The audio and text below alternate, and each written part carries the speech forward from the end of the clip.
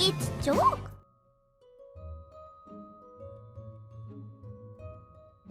Hello viewers, and welcome back to Kokomimi's AI presidential D&D campaign. As this is going to be a lore-heavy session, I want to jump into the story as soon as possible. But first, the recap. George, you're up. Let's go turbo speed. In the last session, the Gold Guard traveled through a forest of mist and fought some undead alongside furry guardians of the forest. Then we made our way to Harmonia City and met back up with Merrick at the records office. Excellent. Just before we start, don't forget to like the video to show your support for the series. It really helps our writer, as the ad revenue of these videos go directly to paying for assets. Comment question. What was your favorite thing you had for Thanksgiving? Jill made this delicious green bean casserole that I look forward to every year. Oh, and we had mashed potatoes and gravy along with roasted turkey. I'll set the scene for us. Harmonia City is a sprawling, chaotic city in the heart of a grim demoplane, filled with undead inhabitants. The city stretches as far as the eye can see, its architecture a haphazard jumble of ramshackle housing that leans precariously against itself. Lanterns of eerie green light line the crooked streets, casting unsettling shadows in the perpetual twilight. Some of the city's residents appear normal, maintaining an uncanny semblance of life. But danger lurks behind their eyes. Many lose themselves in this plane and shift into terrifying zombie forms that lose their sanity. Despite its decrepit state, Harmonia is bustling with activity, its strange inhabitants going about their eerie routines. I'm trying to put more effort into descriptions so we can really bring things to life, so to speak. Pun not intended. We begin our session with the party at the records office, just having encountered Merrick once again. In stark contrast to the disarray of Harmonia, the records office is an imposing and otherworldly structure. It floats several feet above the ground, shimmering with a mystical blue glow that hums softly, a beacon of order amidst chaos. The building itself is smooth and angular, carved from a material resembling polished obsidian. Surrounding the structure is a cleared expanse, ringed by ancient gnarled trees whose branches seem to whisper secrets to the wind. Inside, endless shelves stretch into darkness, filled with meticulously kept records detailing every soul that has ever entered the demoplane. As new undead are drawn into Harmonia, their names and histories are inscribed and cataloged by unknown forces. The records office is both a mystery and a sanctuary. Its magical presence enforces a quiet stillness, and those who enter often speak in hushed tones, as if in a sacred space. It stands as a grim reminder of the countless lives that have been swallowed by the demoplane. Before I forget, the party has leveled up to level 7. You guys can describe any character changes that have come with your character's level up. I now have access to Flash of Genius, which allows me to use a reaction to assist the party's ability checks or saving throws. They can add my intelligence modifier to the throw if they are visible to me within 30 feet. I have access to Feral Instinct, which grants me advantage on initiative rolls. Additionally, if we are surprised in combat, then I get to act normally on my first turn, provided that I enter a rage. I also get access to Instinctive Pounce, which allows me to add up to half of my movement speed when I rage. Technically, I leveled up a while back, but to remind viewers, I have multi-classed into Warlock. Ben has allowed me to be an intelligence-based Warlock. It just makes sense since you started out as a wizard anyway. Yeah, exactly. I leveled up as a cleric, so now I can utilize my channel divinity ability to turn undead. This will allow me to channel divinity to turn undead. You don't say. Actually, Ben and I talked, and since our writer now has access to more subclasses and my subclass hasn't been important yet, I'll be switching my subclass from Life Domain to Twilight Domain. Benjen's understanding of his goddess has evolved, and his faith has inspired him to take hold of his fear of the darkness. He has vowed not to be afraid any longer, and this is one such way he is taking charge of his future. And he has sworn revenge on vampires. When we finish with this journey, then we're going to go find the 2 vampires that stole his loved ones and have our vengeance. I'm right there with you, Benjen. We will destroy those 2. Benjen also now can create his Twilight Sanctuary, a sphere of dim light that can grant temporary hit points to my companions or end charmed effects. My Twilight Sanctuary is the ultimate shield against vampires. Oh wait, I think I saw one of my girls reading those books. I get it now. That's funny, Joe. Got to make the best of bad situations. Got to move forward. Hard agree, Benjen. And that should cover all of the characters' new changes with leveling up. And if there's anything we forgot, no, we didn't. Returning to our story, the party is in the middle of the grounds of the records office. The grounds of the records office radiate a quiet intensity, a stark contrast to the chaos of the surrounding city. The barren earth is unnaturally smooth, as though scrubbed clean by time or intention, leaving only raw, exposed soil underfoot. The ring of ancient trees encircling the clearing stands silent and watchful, their gnarled branches twisted together like hands clutching at unseen wounds. Leaves barely rustle, though a faint wind stirs, carrying with it a sense of longing and loss that seems to seep into the soul. The air feels heavier here, thick with a strange stillness that amplifies every sound: a creak of leather, the faint scrape of a boot against stone, even the shallowest breath. This is not just the entrance to a repository of knowledge, it is a crucible for the spirit. The space feels alive, not with malice, but with the weight of countless truths and unspoken regrets. Here, beneath the watchful glow of the floating structure, secrets will surface, wounds will reopen, and the bonds between friends will be tested. So, Benjen, hold Donna there for a second. This will only take a moment. I've got the burn ointment. It'll be all right, Donna. Give me a dex save, Donna. Hey, this isn't funny. I thought we talked all this out. Hurry up, you're only delaying the inevitable. Is it fireball time? It's fireball time. Shit. I rolled an 8 on the dex save. Oh boy, this is gonna hurt. Ben, I'm casting fireball. My eyes gleam with mischief as I raise my hand, a flicker of orange flame coiling around my fingertips like a serpent. With a whispered incantation, the flames swell, forming a blazing orb in my palm. Roll for damage. Ah, I see. All right. Donna, you barely have time to react as the wizard unleashes the spell. The fireball roars through the air, its heat palpable even from a distance, and explodes on impact with a brilliant burst of light and flame. For a moment, the world seemed to hold its breath, the air filled with the sharp tang of smoke. Then, as the flames dissipate, it becomes clear, Donna. You stand unharmed, untouched by the inferno. I'm an evocation wizard, remember? Oh, don't look at me like that. You deserved that for last time. Consider us even now. Fair enough. We're even now. I turn away with a satisfied grin, the last embers of my trick flickering out. Now, we all have a lot to talk about, a lot to share and think about, and we need a good place to do it. Can't we go inside to talk? It's not ideal. We're liable to be interrupted by. Well, you'll meet her soon enough. We shouldn't talk out in the open like this, if possible. I suppose there is something I can do. I'll have to ask my patron for help. The air around you grows heavy as the realization dawns, a tension thick enough to cut with a blade. It starts as a creeping unease, a few fragmented details falling into place like jagged pieces of a puzzle no one wants to complete. Marek now has a patron, something he never mentioned in your time before. This is a new discovery and development for the party. What happened? What did you do? I didn't have much choice. I don't want to say anything more until we are in a safe place to talk. Give me a moment. I am going to consult my patron for help. I will kneel on the ground and enter a sort of trance, almost like a prayer. Marek kneels in the flickering half-light, the air around him thick with an unearthly presence. Shadows stretch and twist unnaturally, moving in rhythm with a power that feels both ancient and alive. If you would like to talk with your patron in private, I can send the other members of the party out of the room. No need. I'm just going to ask her for help in creating a safe space where we can all talk, if possible. Your carefully chosen words falter before the immense presence, as though the sheer magnitude of your patron's awareness has stripped away all pretense. Your patron listens or perhaps doesn't. It is impossible to tell as she does not answer you with words.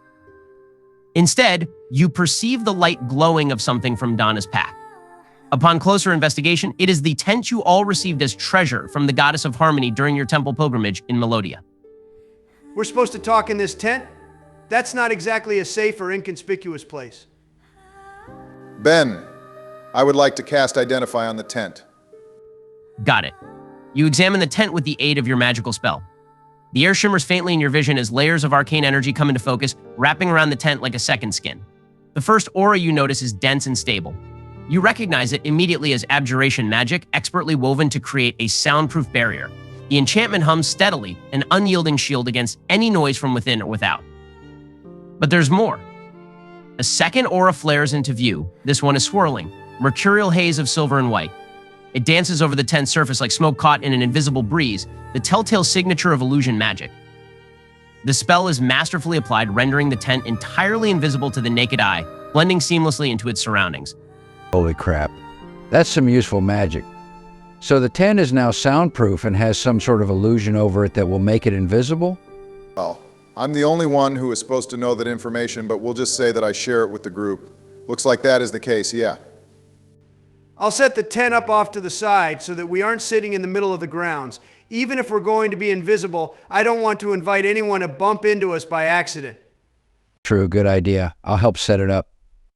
The party sets up their tent, now enchanted with newfound magical power. You all enter the makeshift shelter, feeling the comforting envelopment of the abjuration and illusion magic. From the outside, the tent blends perfectly into the surroundings, looking like another boulder, shrub, or whatever other structure would be appropriate. Right. So we've got a lot to talk about. First thing, though, I made a pact with the goddess of melody, the goddess presiding over this plane, Harmonia. Don't ask me why I became a warlock and not a cleric, because I'm not entirely sure, but I had no choice in the matter. Given that some of the new spells I have access to are things like Hellish Rebuke, we can make a few assumptions about what kind of being this goddess is. That said, she made the pact with me in order to protect me from disappearing from this realm. Working in the records office, I've discovered that some on this plane disappear periodically. It's weird, but the goddess of melody said that she would protect me from disappearing. So that's why I made the pact. How can you be sure that she'll hold up her end of the pact? If she is some sort of hellish being, that doesn't exactly bode well. Coming in hot for a character I've just met, George, but anyway. I don't know if she'll hold up her end, but she's kept her promises so far. We discovered that bodies were disappearing in Melodia shortly before arriving here. Now we find out that people are disappearing from here as well. Where are they going? No idea so far, though I have been puzzling over that question for many days. I'm just glad to have you back, buddy. It is good to be home. Granted, now I have even more inner turmoil to weather, but I suppose that will resolve with time. If there's any way we can help you, we will. Exactly what he said. We'll make things right and save this land from whatever evil is plaguing it. Not sure how you all will be able to save me from undeath. It's really bittersweet, to be honest. I got this new chance at life, but considering that I started this journey in order to learn more about the balance of nature, I feel like I've gone completely in the opposite direction. Undeath is just about the furthest thing from balance. We talked to Argathrax about that, and he suggested a few things we could try. There's the possibility of a true resurrection spell or maybe a wish. We'll do whatever we can to find one of those. I just have to decide if that's what I want. What kind of man would I be if I betrayed the tenets of my ancestors so blatantly? There's so much for me to think about. Anyway, there's more for me to say on this goddess. She tasked me with killing her. What? Why would she ask for that? If we can end her existence, then the magic holding all of these people to this realm will loosen. People will no longer be resurrected and doomed to wander this plane eternally.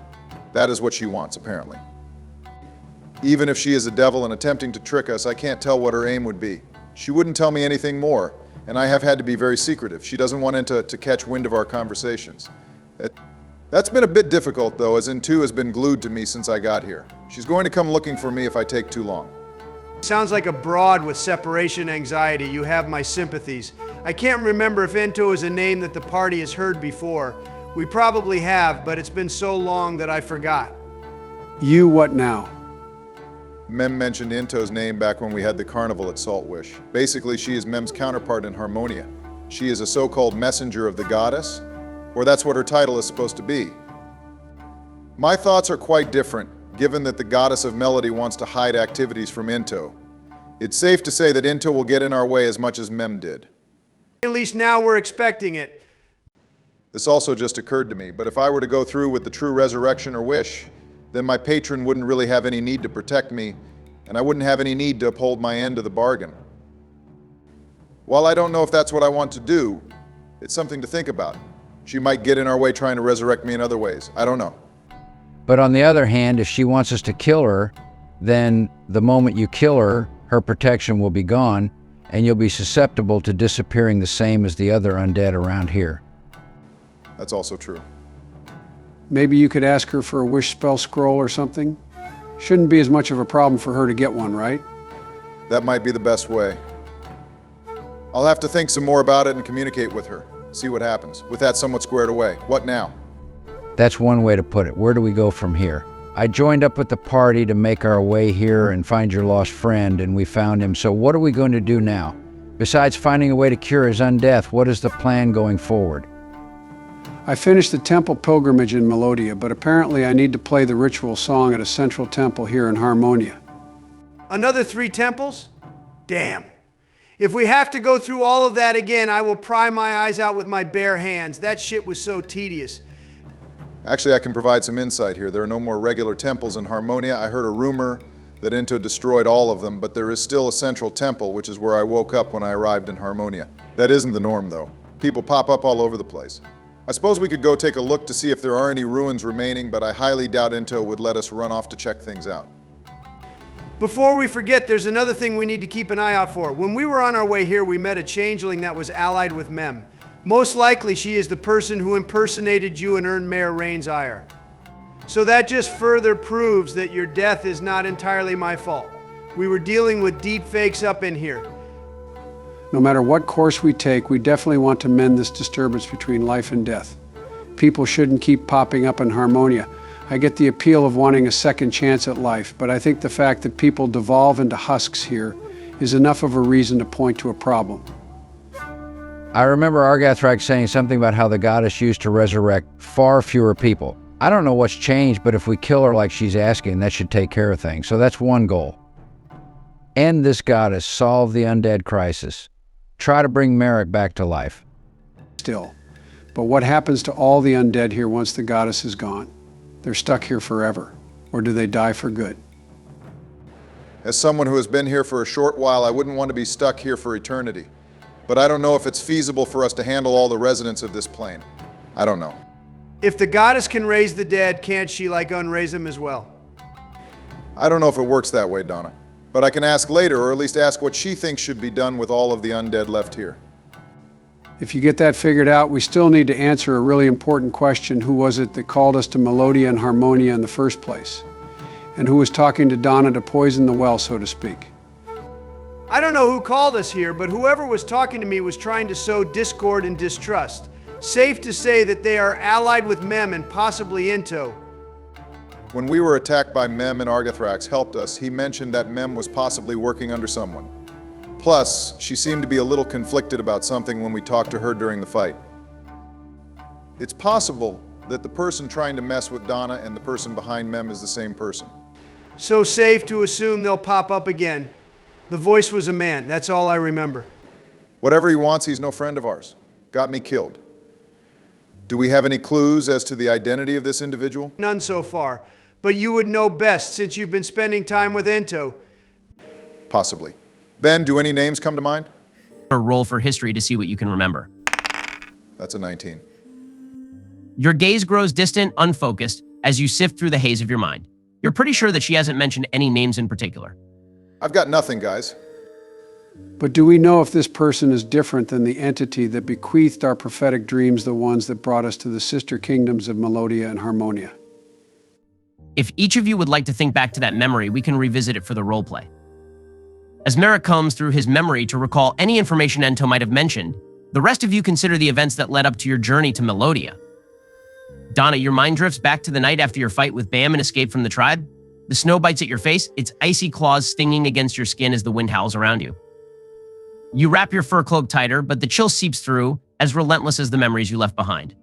Your boots crunch through the frozen crust, each step heavy with exhaustion and anger. You ran from the chaos, from the betrayal, from the leader who claimed your tribe and killed your father. Out here, there's no one to challenge you, no one to follow, only the wilderness and your will to survive. In the bitter silence of your temporary shelter in an icy cave, sleep comes reluctantly. The crackling of your small fire fades as the dream takes hold. A feminine voice rich, commanding and undeniably divine fills your mind, as though it speaks from the very bones of the earth. Come to the lands of Melodia and Harmonia, it beckons, resonating with power and purpose. A great peril threatens their peace and home. Riches beyond your imagining await if you are bold enough to seize them. Go warrior, your destiny awaits. The words echo, the promise of gold and glory burning brighter than the fire at your feet. You see the faces of the party in your mind. When you wake, the voice still hums in your ears, and the certainty of its command is stronger than the frost gripping the land. You rise, gripping your axe. If this is a test, you'll prove yourself. If it's a path to greatness, you'll carve it with your own hands. Either way, you have somewhere to go and nothing to lose. Then I recount my experience to the members of the party. The voice was that of a woman, powerful and divine. What about the rest of you? Benjen, you think back on your experiences. Your mind's eye returns to Black Shore and the tragedy you experienced. You recall your stay at a local inn where you experienced this prophetic dream. The inn is quiet, save for the faint groan of timbers settling against the cold wind outside. You sit by the dying embers of the hearth, staring at the empty mug in your hands. The innkeeper's pitying glances follow you, but no words are spoken. The ashes of your son have mingled with the waves at Blackshore, taken by the sea you once sang about with such joy. Now, the notes of your lute feel hollow, the songs of companionship and mirth replaced by silence. You've lost your friends, your family, everything, and you don't even know why you're still here. Eventually, sleep takes you, heavy and dreamless at first, until a sound stirs within the void, a melody, soft, strange, and unfamiliar. Then a woman's voice rises, silken and powerful, wrapping around you like a warm embrace. As you think back on it, it is different than the voice of your goddess. Come to the lands of Melodia and Harmonia, it calls, lilting and musical, yet filled with urgency. A darkness grows, threatening to consume their light. You are needed, Bard. Your words, your songs, your spirit, they can heal, inspire, and protect. Riches and purpose await if you choose to claim them. Rise from your sorrow, for there is still a fire within you. With her words, you see the faces of Donna and Merak in a dark gloom. When you wake, the first light of dawn pierces through the shuttered window. The grief remains, a stone in your heart, but something else stirs beneath it, a faint, fragile spark. You reach for your lute with trembling hands, strumming a tentative chord. The sound is small, imperfect, but it resonates. I also heard a woman's divine voice, but it wasn't the voice of my goddess. I wonder who it could have been. Maybe it was Merak's patron. Merak, what do you remember? I'll think back to remember what I can. Merak, you recall the night before you left your parents' home for this adventure. The halls of your family's estate were always cold, but never as cold as the silence that followed your return from the Feywild in your mother's home village.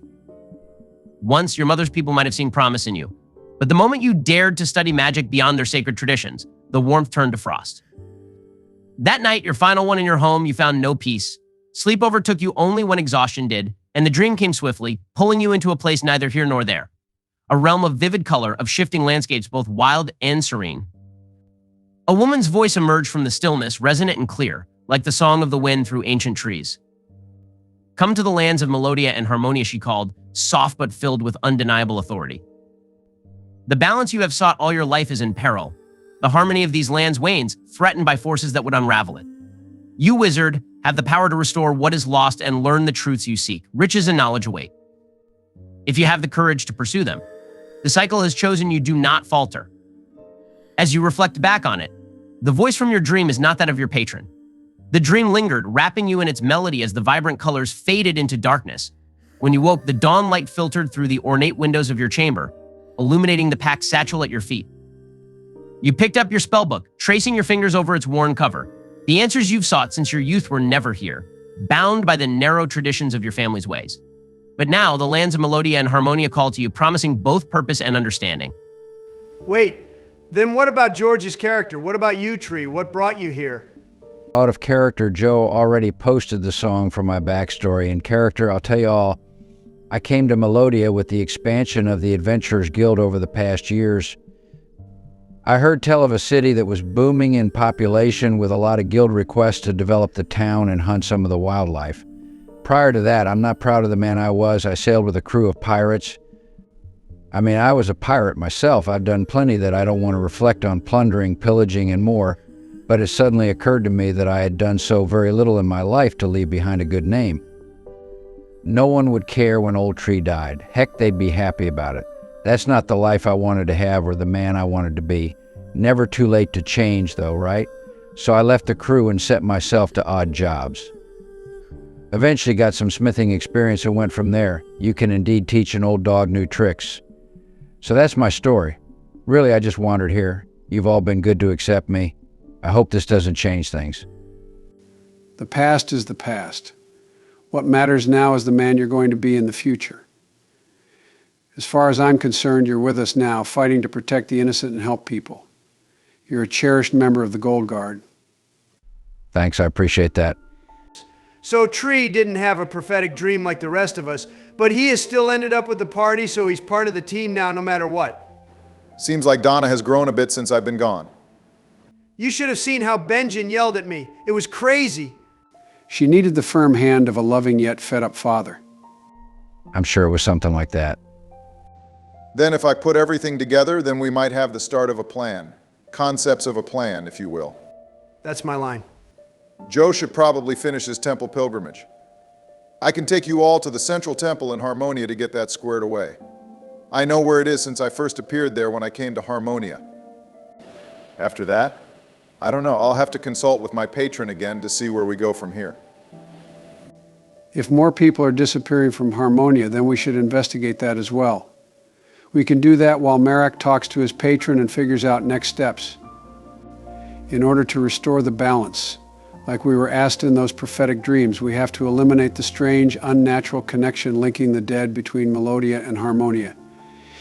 Sounds like a plan to me. Yeah, I agree. Central Temple, Merrick's patron, prophetic dream thing. Sounds good. I think this is a good place to end the episode then. We'll pick back up next time with the party moving to Harmonia's Central Temple for Benjen to finish up his work with his goddess. Thank you very much for watching. Don't forget to like the video and leave a comment letting us know what you thought about today's episode. And let us know if there are any more lingering questions we forgot to consider. There's so much going on in this campaign, we likely forgot some. Yes, that as well. With that, we will see you again very soon.